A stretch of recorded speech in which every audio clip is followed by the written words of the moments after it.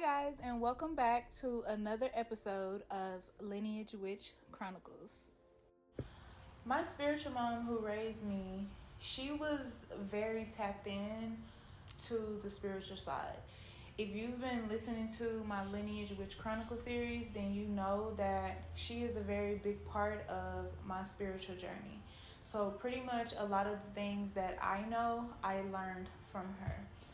So this particular story is going to be about her working in the field of hospice, working at the hospital, and working at the morgue. Now, when she was working at hospice, what she would tell me about her journey through this, it kind of messed me up for a minute because I didn't really know that these things were even capable of happening. So she would say, you would see people walking the halls who obviously had already passed. That is not what disturbed me. What disturbed me is in one encounter, she experienced someone who was walking the halls that should have technically been in their room, right? And this person should not have been out the room. Let me just put it like that. I'm kind of still messed up about this story because when she goes to try to take the person to their room, her hand goes through the person. Now, this kind of threw her off. So she, walked away from them and went to the person's room, but the person was still in their room. She went to shake them, not to like a hard shake, but like a kind of, hey, wake up, take your medicine type of, shake. And the person woke up. And the woman was like, thank you so much. You just helped me get back into my body because I was wandering the halls trying to get back into my body. That blew my mind. It blew my mind because I thought at the time that you had to be passed on to do something like that. And the woman began to tell her that she could feel that my mom was connected to the spiritual realm in a way that even shocked her and shook her. Now, this woman, she did live for a good 3 months after this. But her and my mom literally became friends because my mom would talk to her about her encounters. She would talk to her about just numerous things that she had experienced, and had gone through. There was another situation when my mom was working in hospice where she was dealing with this woman, and this woman, she was told that she didn't have that long, to live.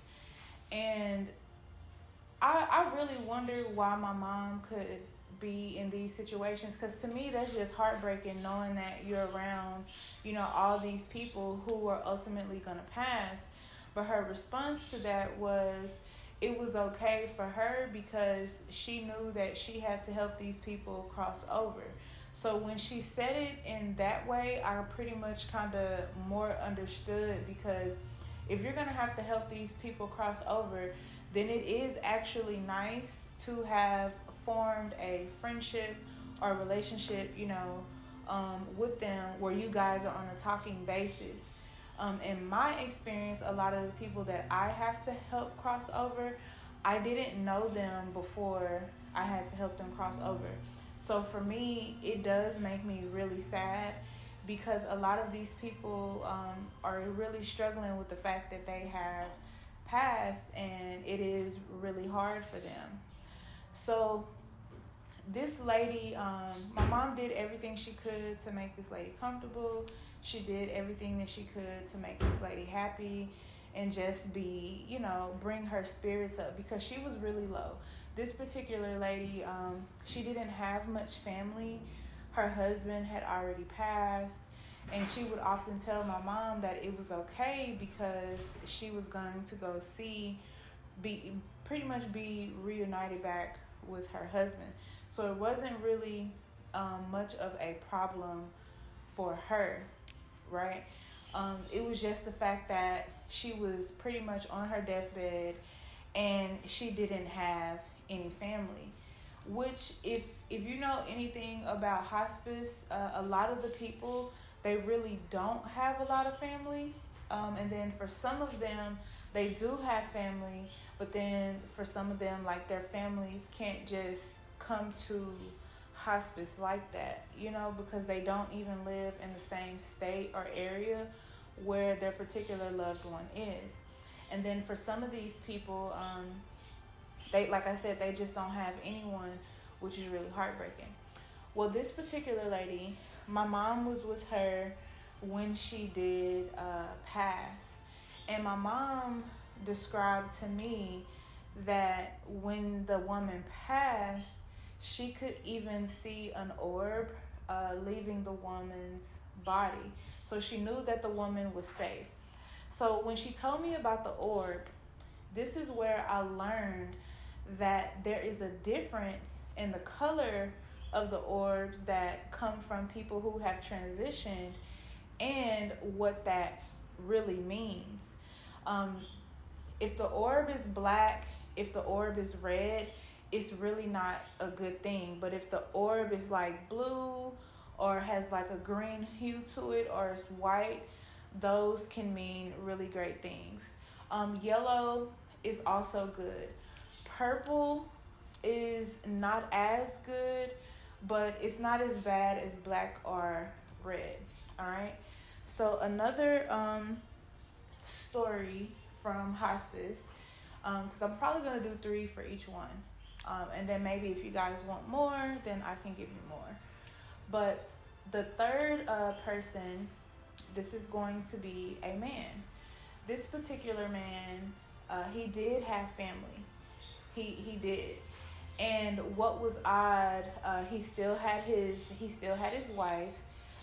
Their kids were around, but his father, his grandfather, his grandmother, his mother, and others of his family members, they had already passed on.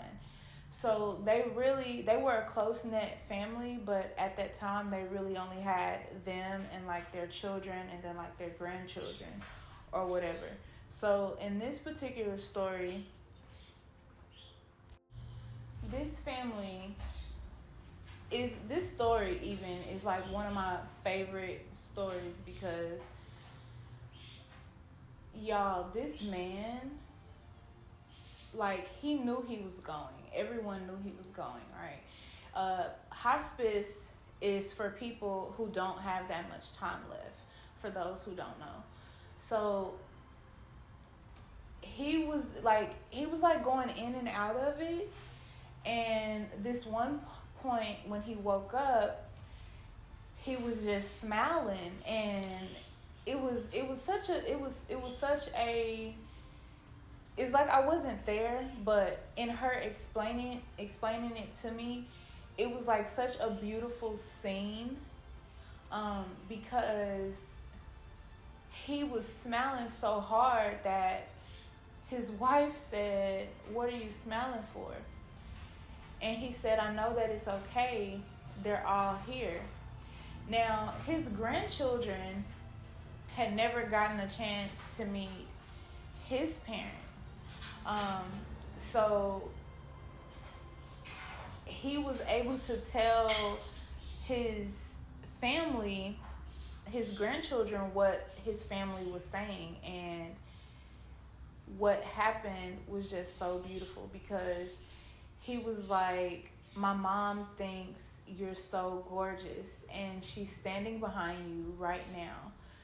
She thinks you're actually beautiful and that you look like her." And everybody was like, "She does." Not that they hadn't noticed it before, but I guess within that moment, like it really took to them of, how much she looked like her. And she was like, he was saying to them that, remember when you guys got into that car accident, the one that people say you shouldn't have made it out of? That was us who protected you. And it was wild because he's not known for being someone who is a channeler, who's able to talk to spirits. So the family is there listening, intrigued, even crying, but they're not saying anything. And he was like, don't worry, Miss Connie, because Connie is my spiritual mother's name. Miss Connie has been taking real good care of me, and she's going to help me transition to where they are. You know, I'm happy to see my dad again, you know. And then this is where he began to talk to his son and tell him, this is why I've done so many things with you over the years, because I wasn't able to fulfill what I wanted to fulfill with my own father. So I wanted to do that with you. And he was like, and I want you to do that with the twin boys that you're about to have. So everybody's looking stumped at this point, because they're like, wait, twin boys? And the wife is like, so much has been going on. His son's wife is like, so much has been going on, and we've been so worried that I haven't even been really tracking my cycle. So she was like, yeah, it is late. And he was like, but how did you know? And he was like, well, when I was out of it, I saw the boys. And he gave what the boys' names are supposed to be. I'm not going to disclose their names, but he met them in the spiritual realm. And he was like, you know, telling them, make sure you're good. Make sure you listen to your parents. I'm your grandfather. I do have to come into the realm that you're leaving from, but I will always be with you. When you see this, when you see that, just know that I'm there. So that was one of the most beautifulest stories to me, because not too long after he said all of this and gave all these different messages to his family, he did transition. And it was a very heartbreaking scene, as my mom was telling me. Like, she was even crying, and the family was trying to pay my mom for helping him cross over and transition. And she was like, no, like, this is something that I do. So the family ended up becoming members to my mom's church. And I just thought that that was just really, really beautiful, because these situations brought them close together. So that's the thing about having certain jobs. You never know exactly who you will meet, right? When she was working at the hospital, again, obviously, she saw a lot of spirits, you know, walking around. Now, she worked in an area where if you had a gunshot wound, if you got into a really bad car accident, you know, you were coming to her unit. Now, for each hospital, this is going to be different, but her unit was like the trauma unit, right? It was this one lady who had got into a really bad accident, like really, really bad. And they were trying to save her, but she was leaving. Like, she was leaving. And as they're trying to save her, the lady is like pulling on her, and she's like, please, please help me. Please help me. Don't let me transition. Don't let me leave. Help me, help me, help me. And she was like, I'm trying to help you. I promise I'm trying to help you. Everybody in the room looks, and they're like, who is she talking to? And she's like, the lady, you know, that we're trying to save, she's here.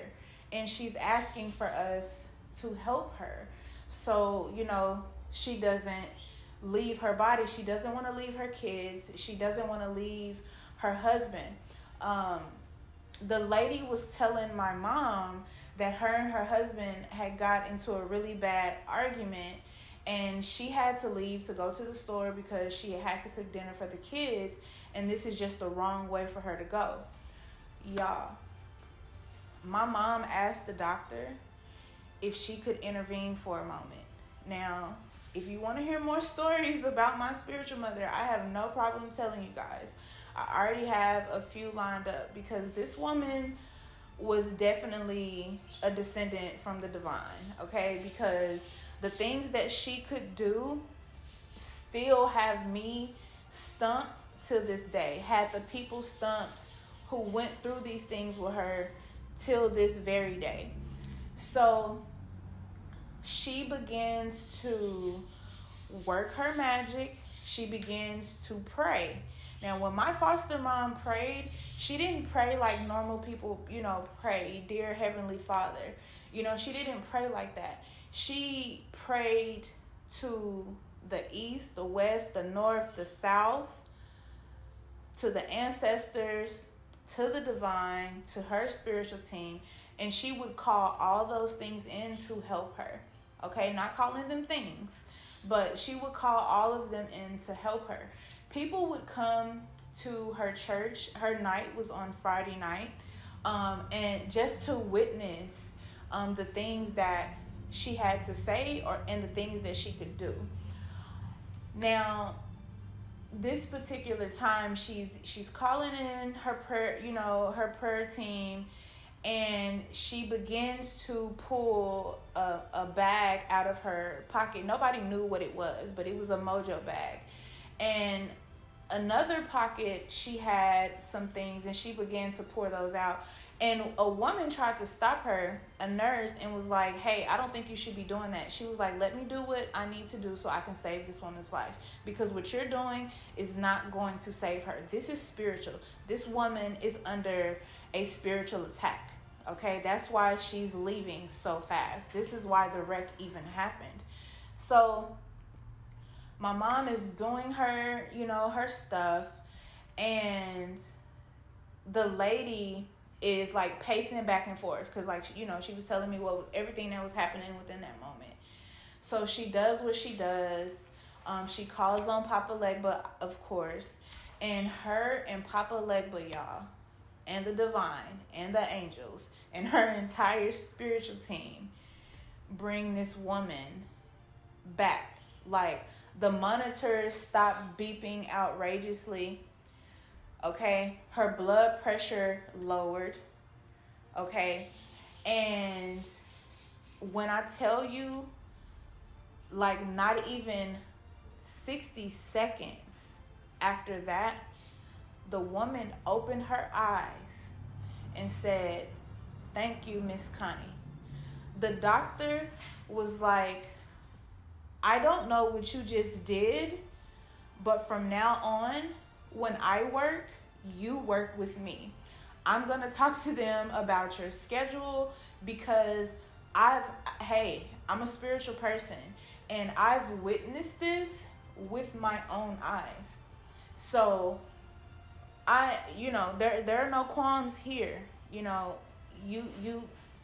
I need you. We can save people with what you're doing. This next story is at the hospital, and this person was going through this sickness. I'm going to say some sort of sickness because I'm not going to say exactly which kind. They told this person, you don't have any time, you might as well go home to your family and let them know that you're already pretty much on borrowed time, so don't expect to have any more time. Now, I don't know if a lot of people are aware how their deliverance can really affect people, but this person was very distraught, like very, very distraught. And my mom came in and was like, what's going on? Keep in mind, she's not even supposed to be on this floor because she works in the trauma unit. So the person is like, I just got the worst news of my life and I don't know what to do. They had a child whose birthday was today, that particular day, and they didn't want to call their child with that horrible news. They were having like a party. It was to them, it was just really the wrong time. So how can you give your child devastating news like that on their birthday, right? So my mom says, "Do you mind if I pray with you?" The person says, "No. At this point, I'll take anything." And my mom grabbed their hands, she held them tight, and she prayed so hard over this person. And she asked for whatever was on this person to be removed and returned to the sender. The person asked her name, and she told them her name, and she said, "Because I feel like we'll see each other again," right? Most people don't normally go around giving their names out, but she did. So she told this person she was not even supposed to be on this floor, and she did have to get back, to her floor. A couple hours go by, and my mom was on her trauma floor, and the person comes up to her and says, "I literally begged for them to tell me where this person works. I gave them your description and everything. They went to run 4 sets of tests again because what they found in the first test, they saw no trace of it after you prayed for me. They even triple checked to make sure that they didn't have, someone's test results mixed up with this person's." And the person told my mom, "You're an angel. You're an angel directly descended from God." And my mom said she looked into this person's eyes and said, "But isn't that what God has called us here to do?" And they embraced each other, they hugged, and this person left. And my mom went right back to doing what my mom does. Y'all, my mom is so phenomenal. Like, I cannot brag on her enough. Now, I'm going to go ahead and shift into her working at the morgue, because this is kind of getting long, and I don't want it to be too long where you guys are like clicking off of it. So if you want more stories from me about my spiritual mom, let me know in the comments, all right? So this particular story is obviously not my own. It's my mother's. You may or may not believe it. That's up to you. But if you have any rude comments, keep them to yourself, because they're not wanted here, okay? She's working in the morgue, and this is late night. Now, she said that this was the only time that something like this had happened. She said that there were always things going on that happened in the morgue, but this is what really kind of shook her up a little bit. But she wasn't scared. So she's in the morgue, and she's working on, some of the people who had transitioned. And she was like, she had kept hearing something, but she didn't know what it was. So she began to walk around and check. When she found out what room it was coming from, it shook her, because obviously these people are not alive, right? So there's a person in the room. It's a man. And he's like, "I'm cold. I'm cold. I'm cold." My mama said she didn't panic. She went and got several blankets, not blankets, but sheets. And she even tucked like one sheet up under the sheet, because like the other one she like multi-folded, because the person said they were cold. and she used one sheet to like tuck them in. She said after she did that, she prayed over them, because the man looked at her after saying, "I'm cold." He said, "I'm scared." And she said, "You're going to be okay. Everything is going to be okay." And the man said, "I'm going to hold you to that." And he closed his eyes and he went back to being unalived. Now, that blew my mind. And it blew my mind because from what we know, we're never told things about people being that are recently deceased being able to jump back and forth into their bodies or actually getting in there. But when I sat with myself and I was like, okay, let me think this particular story over. Yes, when you do transition, you are with your body. You are literally trying to fight to get back into it. But you have to remember, the hospital stops fighting for you after 1, 2, 3 clear so many times. Other people stop fighting. Oh, well, they're gone. These people who do not give up keep fighting. And there's nothing involved, obviously, because, no one was there. They were at the morgue.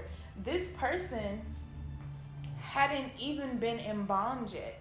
Okay? This person hadn't even been embalmed yet. They were set to be embalmed the next day. So when she was telling me that the person was like, "I'm scared," it completely made sense, because you're about to have your body filled with something that you don't understand. So I want you guys to understand that this process is called transitioning, because there are a list of things that go on prior to someone passing. All right. This was requested by someone in the comments who is subscribed by my channel. They wanted to hear more stories about this. So this is that story.